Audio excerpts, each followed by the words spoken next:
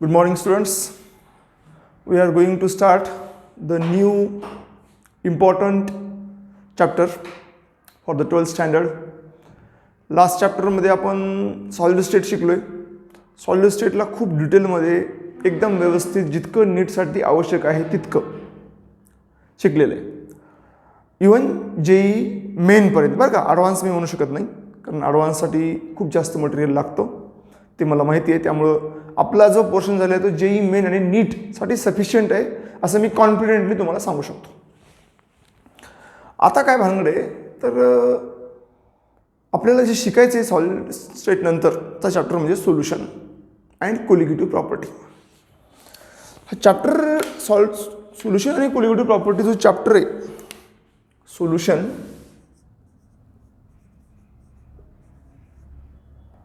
And colligative properties,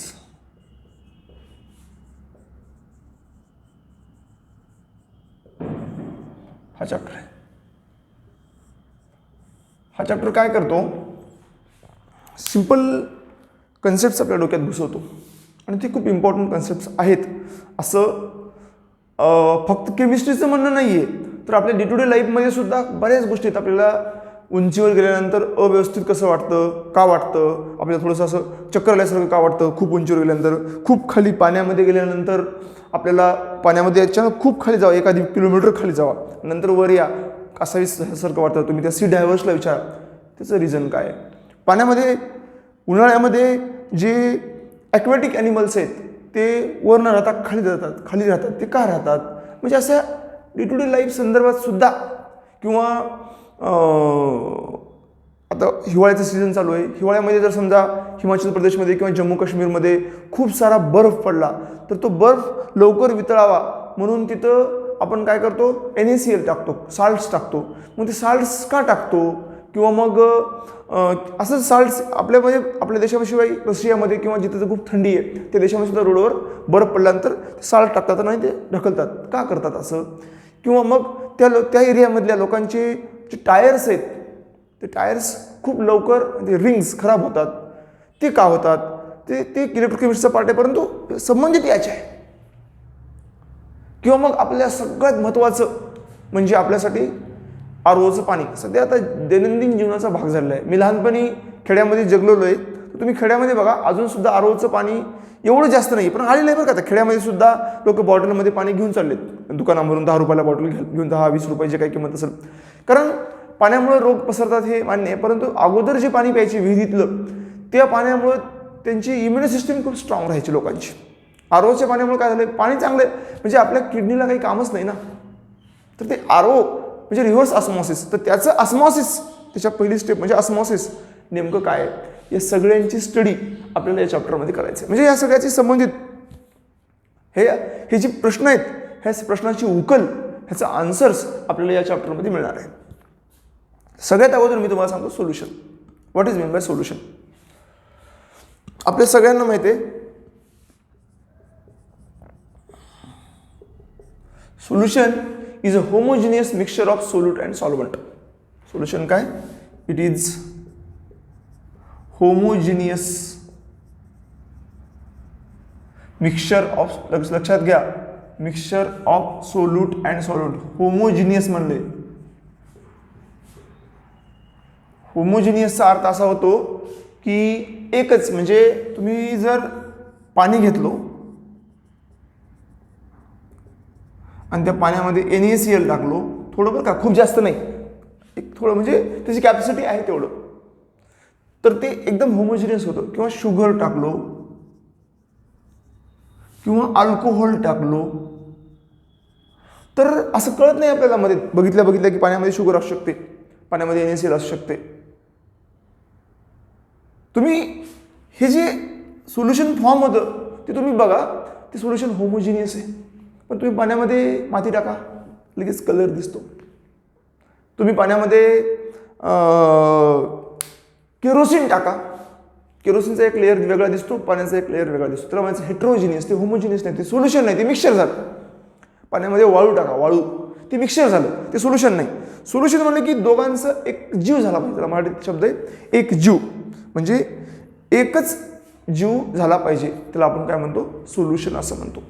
तर solution is a homogeneous mixture of solute and solvent. यांचं homogeneous mixture म्हणजे solution आहे. आता या सोल्युशनला आपण कशा प्रकारे अंडरस्टँड करणार आहोत, कशा प्रकारे स्टडी करणार आहोत, त्याचे एक एक्झाम्पल म्हणा किंवा बऱ्याचशा गोष्टी म्हणा मी तुम्हाला एक सांगतो. ओके, तर हे जे सोल्युशन आहेत ना, ह्याचे जवळपास 9 प्रकारचे आहेत, 9 टाईप्स ऑफ सोल्युशन्स आहेत, खूप सारे. म्हणजे सोल्यूट वेगळं, आता बघा ना, मी तुम्हाला काय म्हणलो, पाणीमध्ये NaCl टाका म्हणलो. NaClमध्ये पण टाकलं तर सोल्युशन होऊ शकते का? होऊ शकते, नाही याच्यातला भाग नाही. ते सगळे आहेत, त्याचा प्रकार वेगळा आहे, त्याच्यामध्ये सॉल्वंट वेगळं. आता सोल्यूट आणि सॉल्वंट तुम्हाला काय म्हणलो मी, की it is a homogeneous mixture of solute आणि सॉल्वंट. सॉल्वंट म्हणजे काय? सॉल्वंट म्हणजे जे एक्सेसमध्ये, म्हणजे खूप जास्त प्रमाणामध्ये एक्सेसमध्ये, त्याला आपण काय म्हणतो, सॉल्वंट असं म्हणतो. ठीक आहे. आणि जे खूप कमीमध्ये त्याला आपण सोल्यूट असं म्हणतो. आता जसं NaCl आणि वॉटर, त्याच्यामध्ये वॉटर हे सॉल्वंट आहे आणि NaCl हे सोल्यूट आहे. जे कमी प्रमाणामध्ये आहे ते सोल्यूट, सोल्युशनमध्ये जे कमी प्रमाणामध्ये आहे ते सोल्यूट आणि जे जास्त प्रमाणामध्ये आहे ते सॉल्वंट. ओके, NaCl सोल्यूट झालं तर वॉटर सॉल्वंट झालं. आता अल्कोहोल आणि पाणी तुम्हाला माहीत असेल, म्हणजे तुम्हाला माहीत नसेल पण तुम्ही असं बघितलं असाल लोकांकडे, बरेच लोक काय करतात, अल्कोहोल आणि पाणी ह्यांचं मिक्सचर रोज संध्याकाळी घेतात. ते कसं घेतात, बरेचसे लोक बरं का, सगळे नाहीत. भारतामध्ये प्रमाण तर हे बी कमीच आहे, एवढं सोशल नाही ते, त्यांना आपण वाईट टाकतो, त्या लोकांना वाईट म्हणतो, तो भाग वेगळा. परंतु अल्कोहोल आणि पाणीचं सोल्युशन तिथं असतं. ठीक आहे. तर अशा प्रकारे ते सुद्धा एक सोल्युशन आहे, ते सुद्धा एक सोल्युशन आहे. त्यामध्ये पाणी जास्त असतं आणि अल्कोहोल कमी असतं, म्हणजे अल्कोहोल झालं सोल्यूट, पाणी झालं सॉल्वंट. पण कधी कधी तुम्ही ऐकलं असाल रेक्टिफाईड स्पिरिट किंवा स्पिरिट असं म्हणतात बघा, त्याच्यामध्ये अल्कोहोलचं प्रमाण जास्त असते, किंवा 95% अल्कोहोल, याचा अर्थ असते 95 ग्रॅम अल्कोहोल आहे आणि फक्त 5 ग्रॅम वॉटर आहे, असा याचा अर्थ असतो. हे सुद्धा काय एक प्रकारे सोल्युशनच आहे. आता बघा, जर मी काय केलो, यांना कंबाईन केलो, ओके, या सगळ्या वेगवेगळ्या प्रकारच्या सोल्यूटला आणि सॉल्वंटला आणि वेगवेगळ्या प्रकारचे सोल्युशन्स तयार करायचा विचार केलो तर 9 टाईप्स ऑफ सोल्युशन्स बनतात. किती टाईप्स बनतात? 9 टाईप्स ऑफ सोल्युशन्स बनतात. 9 टाईप्स ऑफ सोल्युशन्स इथं आपण बनवू शकतो. ठीक आहे. तर बघा, 9 टाईप्स ऑफ सोल्युशन कसे कसे बनतात, तर ते सोल्यूट आणि सॉल्वंटवर डिपेंड आहे. कोणावर डिपेंड आहे? ते सोल्यूट आणि सॉल्वंटवर डिपेंड आहे. बघा, सगळ्यात अगोदर सोल्यूट, सॉल्वंट आणि एक्झाम्पल्स.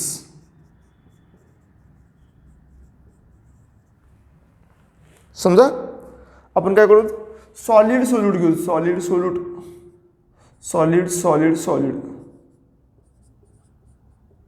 सॉल्वंट बदलूत म्हणे, सॉलिड, लिक्विड आणि गॅस. बघा, सॉलिड सोल्यूटमध्ये सॉलिड सॉल्वंट, ह्याचं सॉलिड स्टेटमध्ये आपण मागच्या चॅप्टरमध्ये उदाहरण बघितले बघा, ब्रास, स्टील, ब्रॉन्झ, हे एक्झाम्पल आहे. म्हणजे तुम्ही जर कॉपर, तुमचं इथे ब्रासमध्ये काय असते, कॉपर जास्त असते सॉल्वंट, झिंक थोडं टाकतो सोल्यूट, दोघांचं मिक्सचर ब्रास तयार होते. सॉलिड म्हणजे सॉलिड सुद्धा एक प्रकारे काय, हे सोल्युशन होऊ शकतं. ही खूप महत्त्वाची गोष्ट आहे बरं का. आपल्याला वाटते सॉलिड होमोजिनियस आहे, ऑब्व्हियसली होमोजिनियस आहे. ब्रासमधलं कॉपर आणि झिंक वेगळं करता येत नाही आपल्याला एवढं इझीमध्ये, सहजासहजी. By chemical process you can, but by physical process you can not. Okay, easily you can not. सॉलिडमध्ये लिक्विड, आताच सांगितलं, NaCl, sugar, in H2O, water. आता सॉलिड गॅस, सॉलिड आणि सॉल्वंट गॅस, ह्याचे खूप सारे आहेत. ह्याचा सॉलिड, सॉल्वंट आणि गॅस जर तुम्ही बघितलं ना, डस्ट पार्टिकल बघा तुम्ही बाहेर, असे डस्ट, त्याच्यामध्ये तुम्हाला दिसेल की तुम्ही कधी असं म्हणजे एकदम अंधारात खोलीत बसा, थोडासा मध्ये असा खिडकीसारखा विंडो सरकली का थोडासा असा उजेड येतो, त्याच्यामध्ये असे पांढरे पांढरे पांढरे धुळीचे कण दिसतात बघा. ते गॅसमध्ये डिझॉल्व्ह झालेले धुळीचे कण आहेत, डस्ट पार्टिकल्स आहेत. डस्ट पार्टिकल इन एअर असं आपण म्हणू शकतो. डस्ट पार्टिकल इन एअर याचं दुसरं एक्झाम्पल आहे, म्हणजे सॉलिड इन गॅसचं. आता तिसरं, आता ह्याला गॅस, ह्याला लिक्विड लिक्विड लिक्विड घेऊन ह्याला तेच ठेवतो, नंतर शेवटी ह्याला गॅस गॅस गॅस ह्याला तेच ठेवतो. बघा लिक्विड लिक्विड लिक्विड, पुन्हा सॉलिड लिक्विड गॅस. आता liquid in solid, liquid solute आहे, लिक्विड सोल्यूट आहे आणि सॉलिड सॉल्वंट आहे. ह्याचं एक भारी उदाहरण आहे बघा, त्याला म्हणतात NaHG, सोडियम अमलगम असं म्हणतो आपण. याचं नाव आहे सोडियम अमलगम. मर्क्युरीमध्ये सोडियम टाकायचा आपण, किंवा लिक्विड मर्क्युरी असते थोडी, सोडियम जास्त असतं, त्याच्यामध्ये टाकला एक होमोजिनियस मिक्सचर बनतंय, त्याला म्हणतात सोडियम अमलगम. हे खूप चांगला रिड्युसिंग एजंट सुद्धा आहे बरं का. हा खूप चांगला रिड्युसिंग एजंट म्हणून सुद्धा ऍक्ट होतो. ठीक आहे. आता लिक्विड इन लिक्विड खूप सारे आहेत. आताच तुम्हाला सांगितलं अल्कोहोल इन वॉटर, किंवा दुसरं एक्झाम्पल घ्यायचं म्हटलं तर अल्कोहोल इन वॉटर म्हणू शकता, किंवा तुम्ही केरोसिन असं सुद्धा म्हणू शकता. पेट्रोल डिझेल इन केरोसिन हे सुद्धा त्याचे एक्झाम्पल आहेत. चला आता लिक्विड इन गॅस, गॅस खूप जास्त आहे, त्यामध्ये लिक्विड आहे.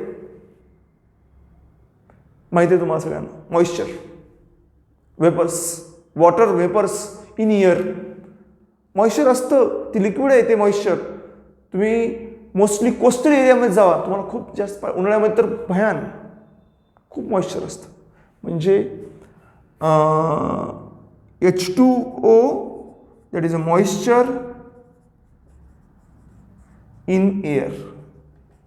म्हणून तर तुम्हाला घाम तिथं कोस्टल एरियामध्ये का आपल्याला घाम येतो किंवा मॉइश्चर, कारण खूप H2O असतो तिथं. आपलं अंग चिकट चिकट लागते तिथं, खूप साल्टी साल्टी म्हणतो बघा आपण. पाण्यामध्ये भले न जावा, बाहेर बी थांबा, पण ते वेपर्स आपल्या अंगावर येतात, कारण तिथं मॉइश्चरायझेशन, खूप सारं मॉइश्चर असतं, खूप सारं वेपर असतं.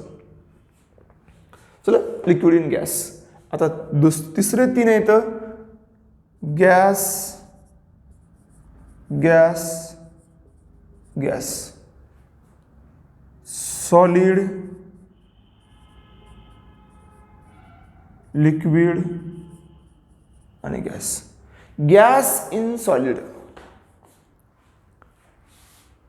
गॅस सोल्यूट कशामध्ये, सॉलिडमध्ये. ह्याचं बेस्ट एक्झाम्पल म्हणजे रिड्युसिंग एजंट आहे बघा. H2 गॅस सोल्यूट असतो, खूप सारं असं निकेल प्लॅटिनम पॅलेडियम टाकतो आपण रिडक्शन रिॲक्शनमध्ये. खूप सारं असं निकेल प्लॅटिनमचे क्रिस्टल्स असतात, तिथे H2 गॅस सोडतो, हा HH येतो, इथं अटॅच होतो, नंतर CH2 डबल बॉन्ड CH2 येतो, तो याला अटॅच होतो आणि याचं रिडक्शन होतं बघा, रिडक्शन रिॲक्शन होते. तुम्ही हे शिकला असाल हायड्रोकार्बन चॅप्टरमध्ये. म्हणजे गॅस सोल्यूट असतो तिथं, आणि निकेल प्लॅटिनम पॅलेडियम हे सॉल्वंट असतात. म्हणजे H2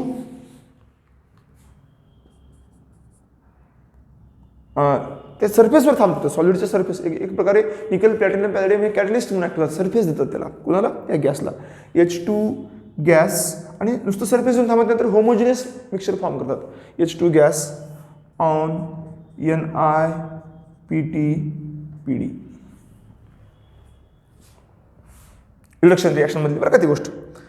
आता गॅस इन लिक्विड, ह्याचं एक्झाम्पल सगळ्यांना माहिती आहे, कोल्ड ड्रिंक्स किंवा आपले पाणी. जे आपण पाणी पितो त्याच्यामध्ये O2 सॉल्युबल असतो, खूप कमी असतो तो भाग, वेगळा पण असतो. आणि O2 सॉल्युबल आहे म्हणून तर त्या पाण्यामध्ये ॲक्वॅटिक ॲनिमल्स असतात, त्यांचे जे वॉल्स असतात ते तो O2 ऑब्झर्व करू शकत नाही. आपण ऑब्झर्व करू शकतात, आपण करू शकत नाही. म्हणून आपण पाण्यामध्ये खाली खूप वेळ जिवंत राहत नाही. पण मासे राहतात, का राहतात, कारण त्यांच्याकडे ती कॅपॅसिटी आहे. परंतु पाण्यामध्ये ऑक्सिजन आहे म्हणूनच ते राहू शकतात, अदरवाईज ते राहू शकले नसते. म्हणजे गॅस इन लिक्विड ह्याचं म्हणजे H2O इन वॉटर बी घेऊ शकतो, किंवा कोल्ड ड्रिंक्स सगळ्यांचं आवडतं पेय मी काही आता कोणतं ब्रँडचं प्रमोशन करणार नाही आहे, परंतु कोल्ड्रिंक्स, सगळे कोल्ड्रिंक्स मध्ये CO2 असतो. ओके, त्याच्यामध्ये कोण असतो? CO2 गॅस असतो बरं का त्या कोल्ड्रिंक्समध्ये, त्या वॉटरमध्ये. आणि लास्ट आहे गॅस इन गॅस. ह्याचं सगळ्यांना माहिती आहे, एअर. आणि गॅस इन गॅसचे खूप सारे विषय आहेत. सगळे गॅस होमोजिनियस फॉर्म करतात. खूप कमी गॅस असतात जे हेट्रोजिनियस फॉर्म करतात, किंवा ते पार्टिकल्स काळे काळे दिसतात म्हणा, पण मोस्टली जे गॅस असतात, आता आपल्या एअरमध्ये तुम्हाला माहिती जवळपास 78% नायट्रोजन आहे आणि 21% O2 आहे, बाकीचं CO2 वगैरे आहे. तर हे जे आहेत, दिसते का आपल्याला? नाही दिसत, कारण ते होमोजिनियस मिक्सचर फॉर्म करतं. तर these are the 9 types of solutions. आता हे सोल्युशन काउंट करण्याचे काही हे आहेत, म्हणजे पॅरामीटर्स आहेत. सोल्युशन काउंट करण्याचे काही पॅरामीटर्स आहेत. तर ते कसे सोल्युशन काउंट करायचे, त्याला काही टर्म्स आहेत. तुम्ही ते 11th मध्ये शिकलेले असतील, पण तरी पण मी तुम्हाला थोडंसं रिवाईज करतो. जास्त वेळ घेणार नाही, पण थोडंसं ते रिवाईज करणं आपल्याला आवश्यक आहे. ठीक आहे, तर बघा, सोल्युशन अँड कोलिगेटिव्ह प्रॉपर्टीमध्ये हे होमोजिनियस मिक्सचर म्हणजे सोल्युशन आहे, आणि त्या सोल्युशनचे 9 प्रकार पडतात, ते मी आता शिकलेले आहेत. आता सोल्युशन, जसं आपण वजन किलोग्रॅममध्ये, ग्रॅममध्ये काउंट करतो, व्हॉल्यूम लिटरमध्ये, CM क्यूबमध्ये, ML मध्ये किंवा मीटर क्यूबमध्ये काउंट करतो. ठीक आहे, प्रत्येक गोष्टीचं एक युनिट आहे, काउंट करण्याचं एक युनिट आहे प्रत्येक टर्मचं. तसं कॉन्सन्ट्रेशन एक टर्म आहे सोल्युशन, आणि त्याच्यामध्ये कॉन्सन्ट्रेशन ही एक टर्म आहे, आणि ते आपण काउंट करतो कशाच्यामध्ये? ते आपण काउंट करतो आपल्या खूप सिम्पल याच्यामध्ये, त्याला म्हणतात कॉन्सन्ट्रेशन टर्म्स. त्याच्यापैकी आपल्या चॅप्टरसाठी आवश्यक अशा कॉन्सन्ट्रेशन टर्म्स आपल्याला शिकणं आवश्यक आहे. खूप सोपे येतात, काही थोड्याशा म्हणजे एवढ्या अवघड नाही त्या, परंतु चला शिकणं आपलं आवश्यक आहे. चला, तर बघा, कॉन्सन्ट्रेशन टर्म्स, ज्या की सोल्युशनचं कॉन्सन्ट्रेशन काउंट करता येतं, त्याचा उपयोग करून त्याचा अभ्यास आपण करूया.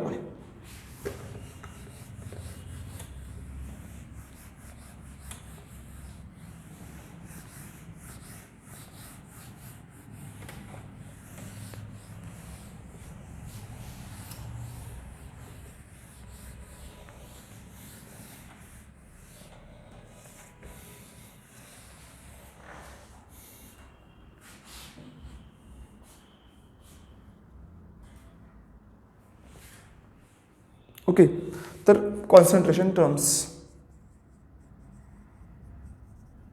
असं पण तुम्ही त्याला म्हणू शकतो.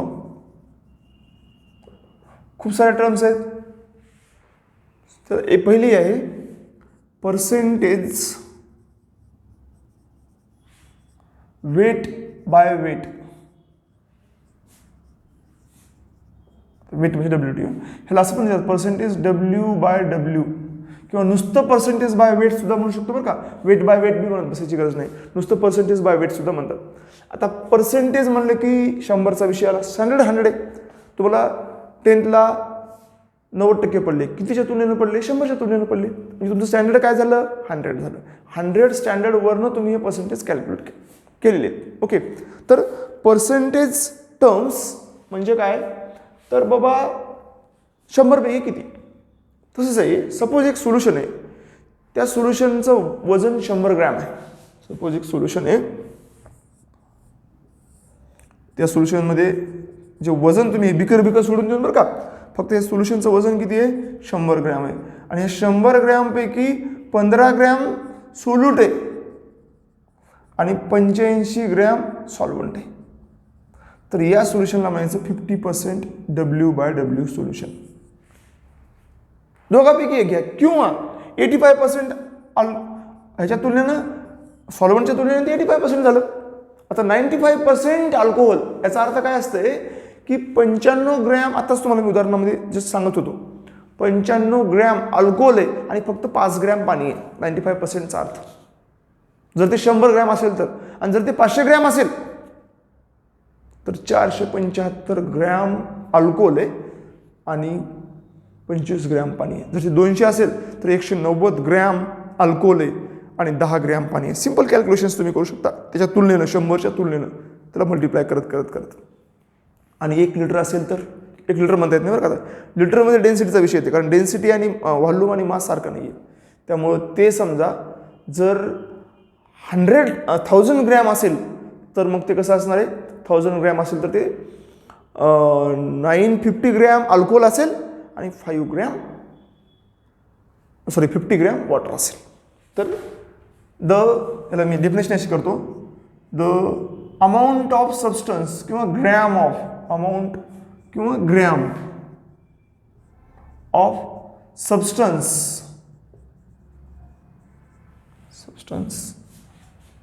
dissolved in 100 unit. मग तुम्ही ग्रॅम मध्ये मोजता का किलोग्रॅम मध्ये मोजता ते डिपेंड नाही. ओके, 100 ग्रॅम और कोणतं पण युनिट, जे तुम्ही इथे पकडला ते इथे पकडा, unit of solution is called percentage W/W. तर आपण काय म्हणतो, पर्सेंटेज W/W. फॉर्म्युला एकदम सोपा आहे, एकदम सोपा फॉर्म्युला आहे. तुम्ही आता तर तुम्हाला मी सांगितलं कसं पकडायचं, पण तुम्ही फॉर्म्युल्यानुसार सुद्धा काढू शकता. Percentage W/W equal to W2 divided by W1 plus W2 multiplied by 100. कधी बी इथून पुढे आपल्याला ह्या चॅप्टरमध्ये खूप गरज पडणार आहे. लक्षात घ्या, सोल्यूट जे लेस अमाऊंटमध्ये सोल्युशनमध्ये प्रेझेंट आहे त्या सोल्यूटचं वेट W2 पकडायचं, वेट ऑफ सोल्यूट. W1 पकडायचं, वेट ऑफ सॉल्व्हंट. म्हणजे सोल्यूट, आणि जर तुम्ही सॉल्व्हंटचं पकडलं तरी काय हरकत नाही, त्याचं पर्सेंटेज येईल. तर तुम्ही सॉल्व्हंट, जसं मी इथं अल्कोहोलचं पकडलं, 85% अल्कोहोल आहे, असं पाणी 85%, काही काय असे ना, सॉल्व्हंट 85% आणि सोल्यूट किती आहे 15%. सॉल्व्हंट आणि सोल्यूटचं पर्सेंटेज दोघांचं मिळून 100च यायला पाहिजे. तसं तुम्हाला मिळालेले मार्क आणि तुमचे लॉस झालेले मार्क 90% पडले, तुम्हाला 10% तुमचे लॉस झाले, दोघांची बेरीज 100%. अशा प्रकारे हे झालं पर्सेंटेज बाय वेट. आता दुसरं आपण शिकूत म्हणून percentage by volume. Percentage by volume आपण शिकूत म्हणून. एकदम बघा, व्हॉल्यूम म्हणलं की ml येणार, वेट म्हणलं की ग्रॅम. ग्रॅम, वेट आणि व्हॉल्यूम सारखं होऊ शकत नाही. पाण्यामध्ये होऊ शकते 1 ml म्हणजे 1 ग्रॅम, कारण वॉटरची डेन्सिटी 1 आहे, प्रत्येकाची डेन्सिटी 1 नाही आहे, त्यामुळे प्रत्येकामध्ये ते होऊ शकत नाही. तर बघा आता पर्सेंटेज बाय व्हॉल्यूम असं पण म्हणू शकतो तुम्ही याला. ह्याची पण डेफिनेशन तशीच करता येते आपल्याला, जशी याची वरची केलं आपण, किंवा याला आपण पर्सेंटेज V/V म्हणू शकतो. सिंपल आहे. तुमच्याकडे सोल्युशन आहे, किती आहे, 100 ml आहे.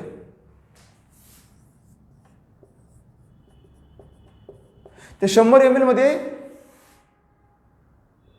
30 ml युरिया आहे. तर 100 ml मध्ये काय, 30 ml युरिया आहे. तर त्या सोल्युशनला काय म्हणतो मी, 30% V/V युरिया सोल्युशन. बाकीचं उरलेलं अल्कोहोल असेल, वॉटर असेल.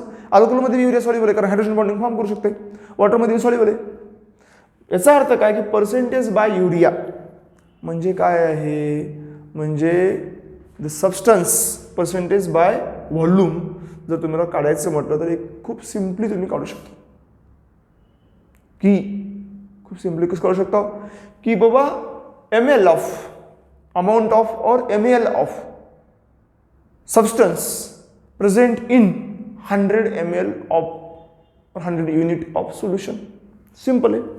आता बघा, ml of substance, amount of असं म्हणतो मी, ब्रॅकेटमध्ये करतो ml, अमाऊंट ऑफ और ml ऑफ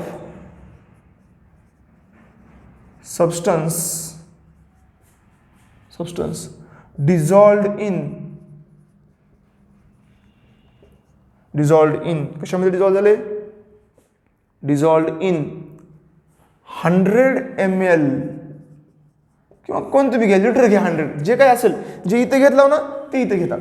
इथे जर 100 लिटर घेतला इथे जर तुम्ही सोल्यूट लिटरमध्ये बघताय तर सोल्युशन सुद्धा लिटरमध्येच बघा, एकच युनिट ठेवा. Okay, 100 ml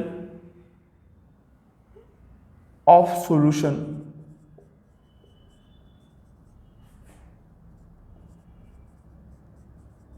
is called percentage V/V of solution. ह्याची पण आताच तुम्हाला मी युरिया, आता समजा मी 50 ml युरिया घेतला, आपल्याकडे 30% युरिया सोल्युशन आहे. 30% युरिया सोल्युशन आहे. मी जर 50 ml हे सोल्युशन घेतलं, 50 ml, त्यामध्ये 15 ml युरिया असते, कारण अर्धा 100च्या तुलनेनं आहे तो. ओके, ह्याला मी percentage V/V equal to volume of solute divided by volume of solution असं म्हणतो, मल्टिप्लाइड बाय 100 करतो. लक्षात घ्या, volume of solute plus solvent volume of solution येईल याची गॅरंटी नसते, कारण volume is not additive quantity. 10 ml पाण्यामध्ये 10 ml तुम्ही अल्कोहोल टाकलो तर ते 20 ml व्हावं असं नसतं. ते 18 बी होऊ शकतं, ते 22 बी होऊ शकतं, कारण ते ॲडिटिव्ह नाही आहे, कारण त्याच्यामध्ये हायड्रोजन बॉन्डिंग होऊन ते कदाचित अजून कमी होऊ शकतं. त्यामुळं पण 10 ग्रॅम पाण्यामध्ये 10 ग्रॅम अल्कोहोल टाकला तर ते 20 ग्रॅमच होतं, कारण मास ॲडिटिव्ह आहे, व्हॉल्यूम ॲडिटिव्ह क्वांटिटी नाही. ओके, तर हे खूप सिंपल आहे. काय, हे खूप सिंपल आहे आणि हे पर्सेंटेज बाय व्हॉल्यूम आहे. आता असंच मी एक लास्ट टर्म घेतो, पर्सेंटेज वेट बाय व्हॉल्यूम. एकदम सिंपल टर्म आहे, पर्सेंटेज वेट बाय व्हॉल्यूम म्हणजे W/V.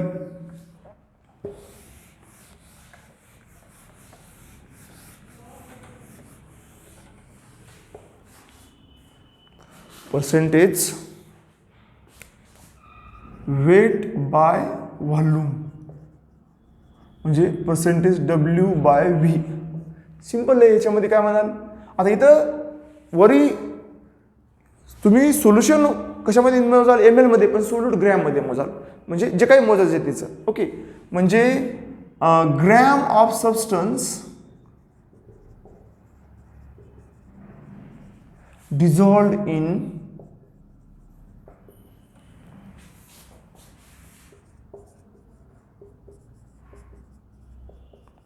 100 ml of solution is called percentage W/V of solution. ह्याचा आता इथं आपण बघा, सोल्यूट पण ग्रॅममध्ये मोजलो होतो मागच्यामध्ये, सॉल्वंट पण ग्रॅममध्ये, त्याला म्हणजे सोल्युशन पण ग्रॅममध्ये, त्याला पर्सेंटेज W/W म्हणलो. दोन्ही बी ml मध्ये आलं, पर्सेंटेज V/V म्हणलो. आता पर्सेंटेज W/V म्हणजे काय, percentage W/V equal to W2 जे काय असेल ते, जे मोजायचे ते, divided by volume of solution multiplied by 100. संपला विषय. ह्याचं युनिट आहे बरं का, हे ग्रॅम पर ml मध्ये मोजतो आपण, ह्याचं युनिट आहे. पर्सेंटेज W/Wचं युनिट नव्हतं का, कारण वरी बी ग्रॅम खाली बी ग्रॅम कॅन्सल व्हायचं, वरी बी ml खाली बी ml कॅन्सल व्हायचं. हे W/W पर्सेंटेज W/W किंवा पर्सेंटेज V/V आर युनिटलेस. त्यांचं युनिट नव्हतं, कारण त्यांना गरजच नव्हती युनिटची. ओके, चला, अशा प्रकारे हे झालं पर्सेंटेज वेट बाय व्हॉल्यूम. आता ह्याच्यामध्ये 100 ml सोल्युशन आहे, त्यामध्ये म्हणजे पाणी घेतलं तुम्ही, पाणीमध्ये शुगर टाकला आणि नंतर टोटल व्हॉल्यूम 100 केला. शुगर किती 10 ग्रॅम टाकला आणि टोटल व्हॉल्यूम किती केला, 100 केला, तर 10% W/V म्हणायचं. व्हॉल्यूम दुसरं 100 ml इथे ॲड केलं नाही बरं का, त्याचं वेट म्हणजे जे सोल्यूट आहे, सोल्यूटला पकडून व्हॉल्यूम 100 ml आहे. Okay, that is here very important की तुम्ही 100 ml जे सोल्युशन घेतलं ना, मी अगोदर काय करतो, हे बघा असं बीकर घेतो, ह्यामध्ये मी समजा 20 ग्रॅम NaCl टाकलो आणि नंतर पाणी टाकलो, H2O टाकलो आणि ह्याचं व्हॉल्यूम मी किती केलो, 100 केलो, म्हणजे 20% W/V झालं. अशा प्रकारे मी अगोदर 100 ml पाणी नंतर 20 ग्रॅम टाकलो असं नाही, मग ते चुकलं, मग ते व्हॉल्यूम वाढू बी शकतं, कमी होऊ शकतं. टोटल व्हॉल्यूम माझं 100 झालं पाहिजे. आणि मग सोल्यूटचं वेट हे खूप महत्त्वाचं आहे. हे खूप म्हणजे आपण कॉमनली ह्याचाच यूज करतो. आपण व्हॉल्यूम जे घेतो ते व्हॉल्यूम आपण सोल्युशन व्हॉल्यूमला बघतो आणि सोल्यूट आपण वेटमध्ये टाकत असतो. This is about the percentage terms. आता आपल्याला शिकायचं आहे मोलॅरिटी आणि मोलॅलिटी आणि मोल फ्रॅक्शन्स, जे खूप इम्पॉर्टंट आपल्या या चॅप्टरसाठी. मोल फ्रॅक्शन्ससुद्धा खूप इम्पॉर्टंट टर्म आहे. ओके.